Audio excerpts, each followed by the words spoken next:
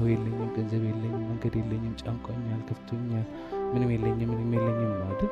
አሁን ይሄ መቀየር ይችላል። በምን መቀየር እንችላለን? በምስጋና መቀየር እንችላለን። ምን ብለን ነው የምናመሰግነው? ስላለን እዚህ ምን እንዳላችሁ አላውቅም፣ ግን ሁሉ ሰው ያለው ነገር አውቃለሁ። ዋና እዚህ ያለን ሰዎች ሁላችን ምን አለ? መጀመሪያ ያለን ምንድነው? ህይወት ነው ያለን አይደለ? ከህይወት የሚበልጥ ነገር አለ? እቺ ህይወት ትናንት ማለቅ ይችል ነበር፣ ግን ትናንት አላለቀችም። ፈጣሪ አላለ። ስለዚህ በህይወት ነው ያለው። በአፍንጫዬ ደግሞ ትንፋሽ አለ። ይሄ ትንፋሽ ዝም ብሎ አይደለም የሚሰጠው። በአፍንጫችን ትንፋሽ አለ። ይሄ ትንፋሽ ወደ አፍንጫችን እንዲመጣ ስንት ዛፎች፣ ስንት አልጌዎች ሌሊት ሙሉ ሲሰሩ ነው ያደሩ። በአፍንጫችሁ ትንፋሽ አለ። አይሰማም እዚህ ቤት። አሁን ብዙ ሰው የስ ነው የሚለው። ለምን ነው የስ የሚለው? በአፍንጫችሁ ትንፋሽ አለ ሲባል ምክንያቱም ትንፋሽ ቀላል ነገር ነው የሚመስለው። እባካችሁ ተባበሩኝና እቺ ቧንቧ ዝጓት። ስንት ደቂቃ ነው መቆየት የምንችለው?